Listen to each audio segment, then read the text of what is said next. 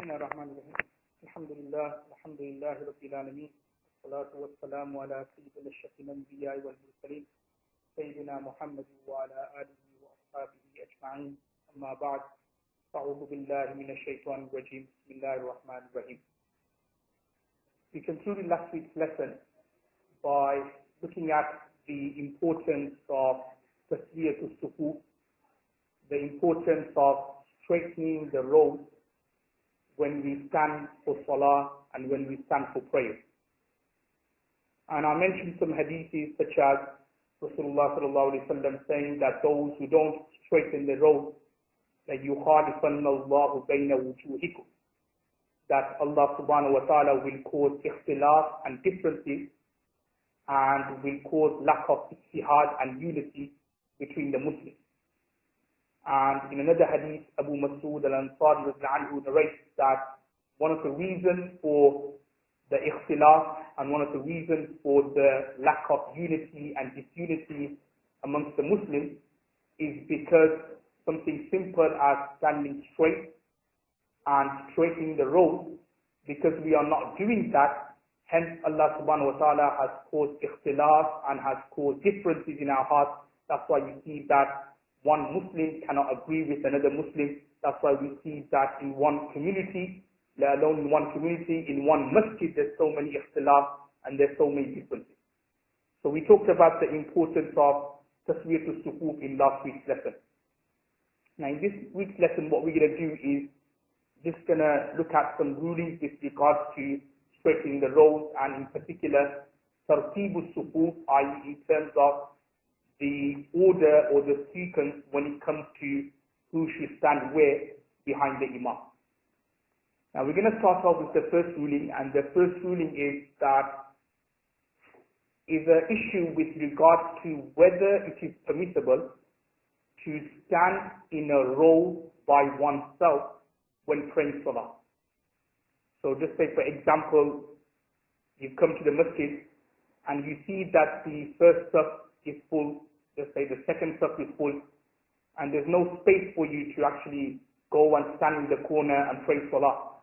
Now the question is that, can that person who's come late, does he form a saf or a line by himself, or should he do something else besides that? Now according to Imam Ahmad bin Hanbal rahimahullah, he has said that to form a line by yourself, i.e. a saf where you are just standing in the middle, is so severe that your salah will break, your salah will not be accepted. Imam Ahmad bin Hanbal rahimahullah, he says that. Whereas the other schools of thought, Imam Shafi'i, Imam Malik and Imam Abu Hanifa rahimahullah, have said that standing in a row or saf by yourself, your salah, your prayer doesn't break, but it is makruh tahrimi and it is severely disliked.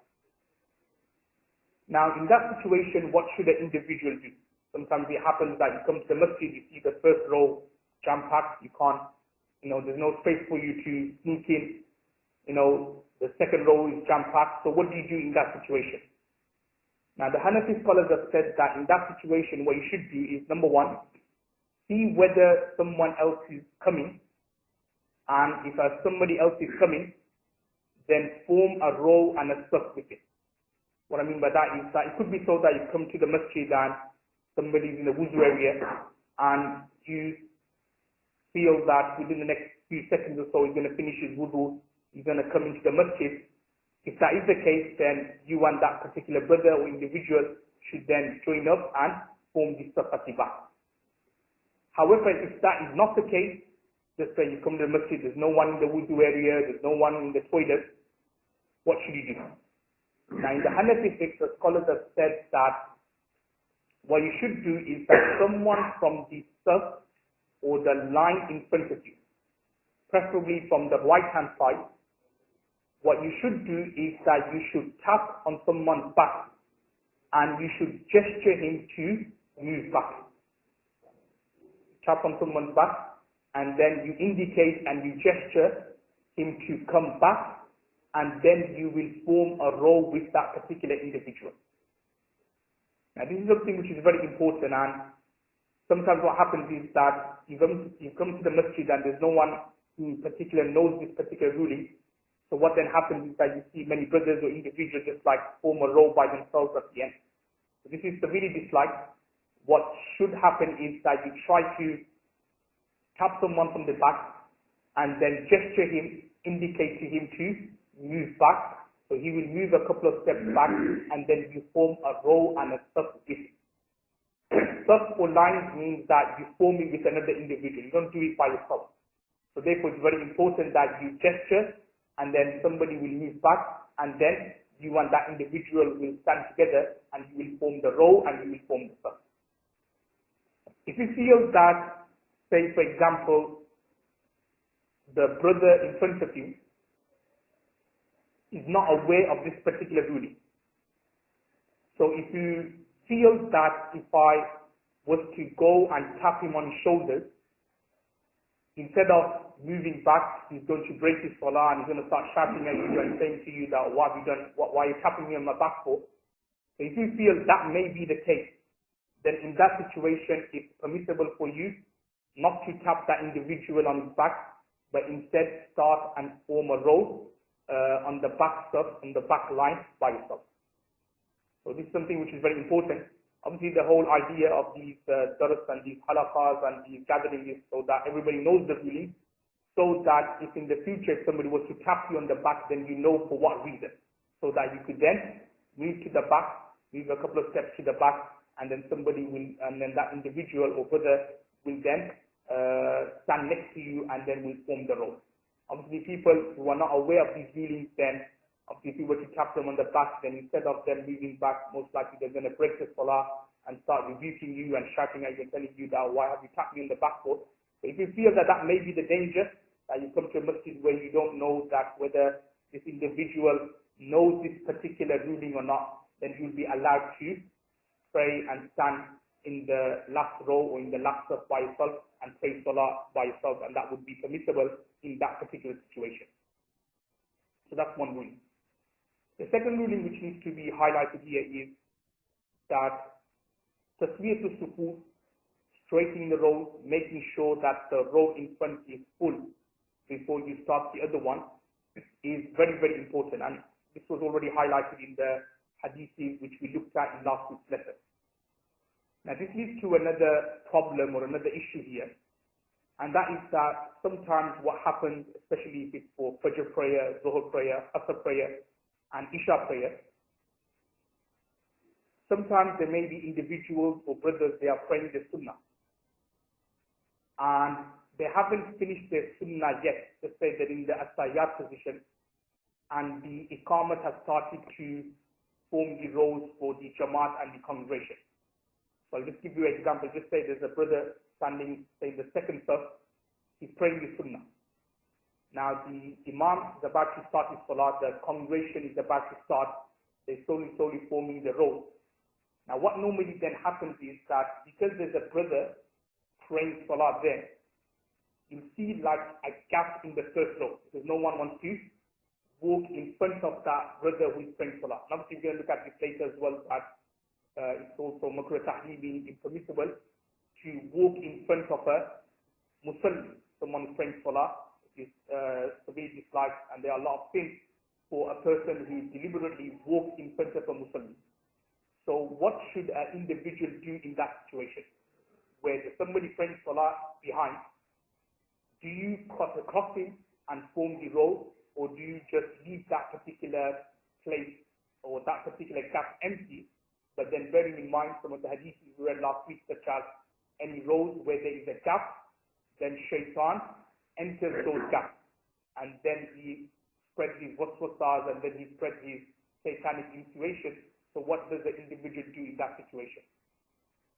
Now the Hanafi scholars have written that in that particular situation, one is allowed, if there is no other alternative, to cut across that musalli and fill that particular row. In that situation, you will be allowed to fill the row up to, that shows the importance of taswiyatul sufuf and the straightening of the row. That even in that situation, you will be allowed to cut across the musalli and join and fill that particular gap up. But remember, this is only in situations where there is no other alternative. So I'll give you another example. Just say, if there's a Musalli who's praying, say, in the second row, but right against the wall, and there's some space in the first row. Now, obviously, the only way you could go and fill that space up in the first row is if you cut across the Musalli. You can't go around because there's a wall blocking you. So in that situation, it is permissible for someone to cut across the Musalli and go and stand in the first row and pray Salah. However, if there is an alternative, such as if the Musalli, say, is praying in the middle of the masjid, so it is possible to go around the Musalli and then fill the row up, then you should do that. However, if that is not possible and the only way you can go to fill up the row is by cutting across the Musalli, then it is permissible for you to cut across the Musalli and pray Salah in that particular row. That is the second ruling. The third ruling, which I mentioned in last week's lesson, but just some other things needed to be added on here. I explained in last week's lesson that when it comes to forming the rows or the tartib of the rows, so you have men, i.e. those who are baligh and mature, behind the imam. And if there are any children, then you make them stand at the back. If there are quite a lot of children, then you make them stand, say, in the second row or in the third row. You make them stand at the back and they should pray Salah in that particular way. However, if there aren't that many children, meaning just for example, a child has come with his father to the masjid. Now the question is that can that child stand next to a mature man in Salah? Is that permissible or not? And does that have any kind of detestability or any kind of, does the Salah become makruh or anything like that? Now again, the ruling is that if a nabaligh or an immature child, if he was to stand next to a person, a mature person in Salah, then that mature person's Salah will be valid without any detestability. And also another ruling which needs to be highlighted here, sometimes what happens is that when an immature child is standing next to a mature man, and a person has come, a latecomer has come. Now you see some masjids or some people, what they do is that immature child is standing next to a mature child, they drag him to the side, and they themselves go and stand next to the mature person. So just for example, like in the last row, there's a child standing next to a mature man. So somebody's come late. So what he will do, he will basically drag the child to his left, like he'll move the child to the left, and he will go and stand next to the man. So again, to do that, that is also disliked as well. If you come late, you don't need to drag the child back or to the left or to the right and then you go and stand next to the mature man. If you were to stand next to the child, your Salah will be valid without any detestability. So this is something which needs to be remembered. Again, it happens in a lot of places because there's a child next to a man. What they do, just like move the child behind and move the child to the left and so on, and then they go and stand next to the man and start praying. So that's not necessary. You don't have to do that. Okay? And it's also important that, these kind of behaviors sometimes actually puts children off from coming to the masjid. Sometimes a lot of children, they kind of complain that, we go to the masjid and, the people, they stare at us in the masjid, they make us do these things, they move us from one place to another. And the children actually get put off and coming to the masjid. And then you see that instead of coming to the masjid, they start, wandering, they start going to other places like clubs and social places where obviously, as you know, the environment isn't that good. And they start hanging around and dotting around in those places rather than come to the masjid and learning about the religion, praying Salah, learning about the Quran, learning about the Sunnah and all these things. It's very important that we as mature people should try to welcome children to the masjid. Try to make the masjid a place where children can come. Obviously, they have to behave. Not saying that they should come and mess around and joke around and so on. They have to behave, but we should make the masjid such an enjoyable place for them that they are willing to come and they like to come to the masjid. We shouldn't make the masjid a place where they feel imitated, they feel difficult, or they feel like apprehensive to come to the masjid.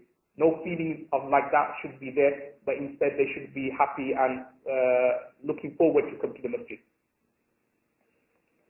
Now we're going to continue with the lesson or the text, and we're going to start off with the first ruling here, where the author says, وَيُكْرَهُ لِلنِّسَاءِ حُضُورُ الْجَمَاعَةِ, that it is makruh for women to attend the jama'ah and to attend the congregation. وَلَا بَعْثَ بِأَنْ تَخْرُجَ الْعَجُوزِ فِي الْفَجْرِ وَالْمَغْرِبِ وَالْعِشَاءِ عند أبي حنيفة رحمه الله. However, women who are old, ajuz, then it is permissible for them to attend the Jamaat and the congregation for the Fajr and the Maghrib and the Isha prayer, whereas وقال أبو يوسف ومحمد رحمه الله, Imam Abu Yusuf, Imam Muhammad of the view that old women can attend the masajid fi sa'id salah, for all the prayers. Okay, now the issue which we need to look at here is with regard to whether it is permissible or what is the ruling with regard to women coming to the masjid. Are women allowed to come to the masjid or not? Now, I'm just going to narrate a few hadiths to you. When we look at the hadith of Rasulullah sallallahu alaihi wasallam, we find two types of hadith. There are some hadiths which indicate that Rasulullah sallallahu alaihi wasallam has said that for women to pray salah in their outer part of the home is more better than praying salah in the courtyard. And then the hadith goes on to say that for women to pray salah in their mikhda'iha, which is the inner part of their room, in their private chamber, is more better than praying salah in the outer part of the room. A good example of a modern day example will be like, it's more better, say, for women to pray salah in their bedroom than, say, praying salah in their living room. Now, what this hadith is trying to say is that the more concealed, the more a place where there is more privacy, more seclusion, for women to pray salah in those rooms or in those chambers is far more better than, say, praying salah where it's more open and it's more public. So that is the hadith of Sunan Abu Dawud. This hadith is indicating to that particular meaning. However, there are other hadiths also from Sunan Abu Dawud where Rasulullah sallallahu alaihi wasallam has said, "La tamna'u nisa'akum al-masajid," that do not prevent your women from entering the masajid and to coming to the masjid. And another hadith also indicates to you that particular meaning as well. So what we've got is that we've got two types of hadith. Some hadith saying that women should be allowed to come to the masjid, they should not be prevented. Whereas we've got other hadiths where it says that no, it's more better for women to pray salah at home, and in particular in their private rooms or chambers where there is more seclusion and privacy, women should be praying salah there. So you've got two types of hadiths. On top of that, when we look at the Hanafi jurisprudence, the fatwas from the Hanafi school of thought, we find that scholars have said that it is makruh tahrimi, or severely disliked, for women to come to the masjid and pray salah. Now, let's look at what the Hanafi jurisprudence, what the Hanafi scholars have said. Now remember, fatwa or ruling or jurisprudence is like an art which depends on situations, which depends on time, which depends on climate and so on. You know, for some people living, say, in the Indian subcontinent, Pakistan, Bangladesh, different rulings or fatwas are given for them, and the ruling will be totally different, say, for people living in England, for people living in the United States, people living in Canada, and so on. Similarly, there may be people living in Africa, different rulings will apply to them than, say, to people living in the West, and so on and so forth, in different things. Now, during the early era, and especially when you look at, say, India, Pakistan, Bangladesh, there wasn't this culture or there wasn't this kind of climate of women leaving the home. Women would always be at home. There was no such thing, even when you go to Pakistan, Bangladesh now, you don't actually see women working. You don't actually see women going out to work. You don't actually see women, in the farming. You don't actually see women doing those kind of things. But instead, women would be at home doing their cooking, doing their normal household chores. And there wasn't this kind of like system, or there wasn't this kind of like facilities in the masjids you see in the villages in Bangladesh, Pakistan, where women would actually go and attend the masjid. So therefore, the scholars just gave the ruling that it is makruh tahrimi, it's makruh, women shouldn't go to the masjid. However, in England or in the UK, things are slightly different, because we see women doing a lot of things which they don't do, say, in Pakistan, Bangladesh, such as we see many women working, we see many women shopping, we see many women dropping their children off at school. Even these things, by the way, even like 20, 30 years ago, it wasn't common. When our forefathers came, we saw our father do the shopping, we saw our father dropping us off at school, we saw our father doing everything. Even 20, 30 years ago, women were still, to a certain extent, restricted at home. But now, as I said, it's slightly different. As women, they do these kind of things like dropping their children off at school, shopping, going out there, going Tesco, these kind of things. The women do it themselves. So therefore, because women are out and about in terms of shopping, dropping off their children and so on, so therefore, scholars have said that if in a masjid, if there are some facilities for women to attend, to come, pray the salah, or say, for example, if there is a talk or a lecture or a dars going on, and women, if they were to attend so that they can listen to the talk and lecture, then that would be something which is permissible, and that would be something which is allowed. In the olden era, or in the eras gone before, because as I said, because women were all the time at home, there was a danger that if they were to go outside, some immoral men may look at them, some immoral men may see this opportunity to do something bad to them. But nowadays, because that is not the case, because we always see women all the time, like when we go out, there's always women there, there's always like women on the buses, women everywhere. So there's not that danger of anyone like, getting hold of a woman and doing something bad to her. That danger isn't there. So therefore, if certain conditions are met, then women would be allowed to come to the masjid to either pray salah, or to listen to a lecture, or to listen to a bayan or a talk or anything like that. It will be permissible. Now, what are the conditions? Number one, the first condition is that they observe hijab, or how should I say, there is no intermingling in the masjid.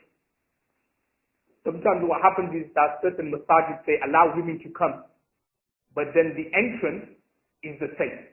What I mean by that is that the entrance to the masjid, the men use the same entrance and the women use the same entrance. So what you have is that in the entry to the masjid, there's already intermingling there.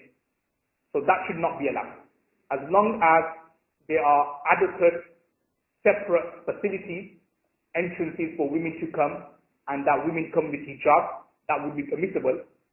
And the second condition, which is also very important as well, is that women attend with modest clothing and not with immoral or immodest clothing. And also what is important is that they don't come wearing fragrance and wearing perfume. Basically, when they come to the masjid, they should come obviously with hijab, dress modestly, dress morally, and also very importantly, they should not come applying any fragrance and any perfume. And the reason why is that there's a couple of hadiths which indicate to this. There's a hadith which Rasulullah ﷺ has said, can be found in Abu Dawood, Tirmidhi and Nasai. Kullu aynin daniyatun. Rasulullah ﷺ has said that every eye is committing zina. When you look at an unlawful woman, your eyes are committing zina. Then Rasulullah ﷺ said, وَإِنَّ الْمَرْأَةَ إِذَا اسْتَعْطَرَتْ فَمَرَّتْ بِالْمَجْلِسِ فَهِيَ كَذَا وَكَذَا.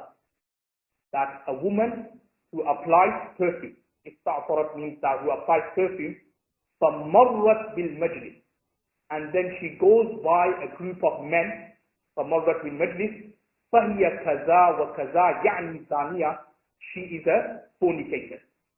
By her going past a group of men and then with her fragrance and so on, it's attracting the attention of men. Obviously, when a woman wears bright clothing, a bright jilbab or a bright hijab or any kind of strong perfume, a man's eye for his kind of attention will go to that woman, will go to that fragrance, and will see, okay, who is that? Where is this fragrance coming from? And then he looks at the woman and he sees a woman has just come past.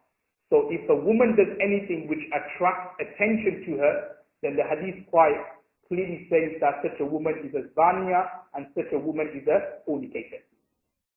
And this is also mentioned in the hadith as well that which can be found in, again, Sunan Abu Dawud, in Musnad Ahmad and Sunan Nasai, that Rasulullah sallallahu alaihi wasallam said, لا تقبل صلاة امرأة تطيبت للمسجد.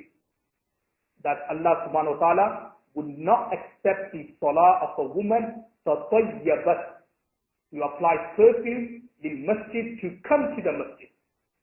So from this we can understand that if they are going to come to the masjid, if we do allow them, then they should come dressed morally, dressed properly, and also not applying too much perfume and fragrance, because these things kind of draws attention to other people. So that's quite clear. It says, تَطَيَّبَتْ لِلْمَسْجِدِ, you come with the intention to come to the masjid by applying perfume and so on, Allah subhanahu wa ta'ala would not accept the salah. So these are very two important conditions which needs to apply if women do decide to come to the masjid. The next section which we're going to start, وَلَا يُصَلِّ الطَّاهِرِ خَلْفَ مَنْ بِهِ صَلَةُ الْبَوْلِ, talks about a ruling, again talks about imamat here, about following the imam, and certain rulings about what types of imam can you follow, what should the intentions be, and if an imam, say for example, has a chronic illness or some kind of udhr or excuse, then whether it is permissible to follow that particular imam or not. Now we're going to look at a couple of rulings firstly before we look at the text, and some of the rulings are actually quite linked to what we just read with regards to women attending the masjid. The first ruling is that can a man lead a prayer of a ghair mahram woman? I.e., just say for example, there's a man and behind him is a woman who is his ghair mahram. Ghair mahram meaning a woman who is allowed to marry. So it's not like his mother, it's not like his sister. So a strange woman is praying salah behind him. So would that salah be done or not? Now the scholars have said that if a man is leading the prayer and behind him is just a strange woman, then for that man to lead the prayer will be makruh tahrimi and severely disliked. Basically say that it's close to haram for a man to lead the prayer of a strange woman by herself, like just him and the strange woman behind leading prayers, then that would be unlawful and that would be haram. And the reason for the detestability is obvious, and that is because of temptation and fitna and mischief. The second ruling is that can a man lead the prayer of a strange woman, and just say with the strange woman, her husband is there or her brother is there or her mahram is there, so would such a jamaat be allowed or not? So the ruling with regard to that is that such a jamaat would be allowed, where you have the imam and then you've got a strange woman, but then along with the strange woman you've got her husband there or her brother there, so to then form a jamaat, that would be permissible. And it's mentioned in the hadith regarding Ibn Abbas anhu, Ibn Anas anhu. Anyway, it does mention that what will happen in that situation will be that the imam will stand in his normal place and the man will stand on the right hand side of the imam, and then you've got the ghair mahram or the strange woman standing behind the imam, like on a different row, on a different sub, they will stand. The third ruling is with regards to can you do jamaat or congregation with your mahram, say like for example your wife, would that be allowed or not? Now with regards to the third ruling, it is permissible to lead the salah of your mahram without any detestability such as your mother, your sister, or your wife. But the main condition is that they have to be behind you. So they can't be like right next to each other, because if that is the case, then there is a ruling where the man and woman are praying the same salah and they're right next to each other, then the salah will be void and will not be accepted. But the condition is that they have to be preferably right behind the husband. If the husband, say the husband, if he's doing the jamaat, so he's standing here, then his wife preferably should be right behind him. Okay? So that's what we mentioned, that the stuff of a woman is at the last stuff. So the wife should be right behind the husband. However, just as an example, if that is not the case, so if it's not possible to say you're doing jamaat at home and the room you're doing the jamaat or the congregation is not that much space for the wife to stand right behind the husband, then as long as the wife is behind the husband, on her right hand, on the husband's right hand side, so just say somewhere behind, and she's behind, then that would be sufficient, and you can form a jamaat and you can form a congregation. Another ruling here is for imamat, or for a person to be an imam, it's not necessary for him to make a prior intention before. What I mean by that is, just say for example, you're praying salah by yourself, and if somebody was to come and tap you on your back, gesturing that, come on, let's form a jamaat, let's form a congregation, then just because you did not make an intention of imamat, it doesn't mean that you can't now lead the prayer. But instead, you will be allowed to lead the prayer and lead the salah. So just for example, like you're praying salah by yourself, it happens sometimes like you're praying salah by yourself, somebody comes and taps you on your back, indicating that let's form a jamaat and so on, then it will be permissible for you to form a congregation. Now that then leads to a question is, just say for example, if it's a loud prayer, like Fajr, Maghrib or Isha, and just say for example, you're praying or you're reciting quietly. Just say for example, you're reciting quietly, Alhamdulillah, Alameen, Ar-Rahman, Ar-Rahim, Malik Yawmiddin, and then somebody comes and taps you on your back and he says that, gesturing that let's start the Jamaat and congregation. And the question is that, do you now start the recitation from the beginning, Alhamdulillah, Alameen, and start reciting loudly, or what you do? So the ruling is that you just carry on and continue from where you left off, reciting quietly. So if you recite until Malik Yawmiddin quietly, and then somebody comes and wants to join the Jamaat and the congregation, then from Iyyaka na'budu wa Iyyaka nasta'in, you will then start reading loudly. So what I'm trying to say is that there's no need for you to start the recitation all over again, but from where he joins you, from there you can continue from there by reciting loudly. There's no need for you to start all over again. You can just continue from there by reciting loudly. And remember, this is the case when you started the prayer quietly, like you were reciting quietly, and then somebody comes and joins you in the middle, then you could continue from there. What you just do is just start reciting loudly, and that would be sufficient. Now, the first ruling which we're going to look at here, the author says that it is not permissible for someone who is tahir, someone who is clean and pure, to pray salah behind someone who has a chronic illness such as salatul bawl. Salatul bawl is someone who's got like a drip problem. He's always tripping out urine. So it's not permissible for someone who is pure, someone who is clean, someone who doesn't have any chronic illnesses, to pray behind people who have chronic illnesses. And it's a very important ruling here. What the author is saying is that someone who has a chronic illness, and we read this before in the Taharat section, we call them ma'zur. So someone who is a ma'zur, someone who has a urine problem, someone who has a gas problem, and so on. So what they do is that for every salah time, they just make fresh wudu and they pray salah, even though they're passing wind, even though urine is coming out, even though gas or wind is coming out, you just make fresh wudu for every salah. Now the question is that, can such a person who's a ma'zur, can he lead the prayer or not? Can he be an imam of people who behind him are the followers, the muqtadis, there are some who don't have the illness. Now the ruling is that it is not permissible for a healthy, for a pure person to pray salah behind someone who has a chronic illness. Whether that salah is a farz salah, like your 5 daily prayers or the Jummah prayer, or whether it is a nafil prayer, like Salatul Tarawih. Even in Salatul Tarawih, one is not allowed, someone who's a ma'zud, is not allowed to be a imam of people who are not ma'zud, people who do not have chronic illness. And this is very important. Some people, they assume that, fair enough, they should not be imam for first prayers, but they can be imam for nafil prayers. No, that is not the ruling.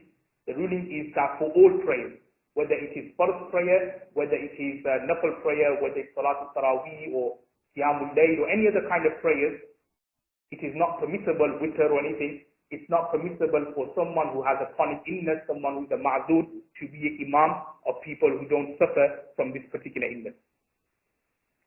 Similarly, the text also goes on to say that it's not permissible for someone who's a qari to pray salah behind the ummi, meaning that someone who's capable to recite, someone who can recite, or someone who knows the minimum portion of the Holy Quran which is required for you to pray salah. So if someone knows that, then it's not permissible for him to pray salah behind someone who is a ummi. Ummi meaning someone who is unlettered and someone who doesn't know the minimum or the basic requirement of recitation or qira'ah which is required for salah. Or just say, for example, someone who has just become a Muslim recently, who has just converted, and he doesn't know how to recite, he doesn't know Surah Fatiha properly, he doesn't know the basic surahs properly, then if someone who knows those surahs, then it's not permissible for him to pray salah behind that recently converted Muslim. Why? Because the person who's behind, he knows those surahs, he knows those chapters, whereas this person who's just recently converted, he doesn't know them. What I'm trying to say, when it comes to following the imam, it's very important that whoever is the imam, either his state has to be similar to that of the followers, or his state has to be higher than that of the followers. So that means that the imam has to be in a higher position, or the very least has to be similar to that of the muqtadi and the follower. If you have the muqtadi who is in a higher position than the imam, then such a following and such a iqtida would not be correct. That's what we're going to look at later. Just leave it there for now, but until next week we look at that. That's why in the Hanafi fiqh we say that if the muqtadi or the follower is praying farz, salah, and the imam is praying nafil, then such a iqtida and such a following would not be correct and valid. If you say the imam is praying some sunnah prayers, and then a person, a latecomer, comes, taps him on his back, and he's praying first prayer, then such a following would not be correct. However, if the imam is praying first prayer, and then you've got a muqtadi or a follower, who just say, for example, he's already prayed his first somewhere else, and he now wants to pray nafil, then that would be correct. That iqtida, that following would be correct. Why? Because the imam is praying first, and the follower is praying nafil. And the imam's state or hal is more better and is more stronger than the state of the muqtadi. So such a following in that situation would be correct and valid. Inshallah, we'll elaborate on this issue in next week's lesson. Allah will be transformed with the wa alhamdulillah rabbil alamin.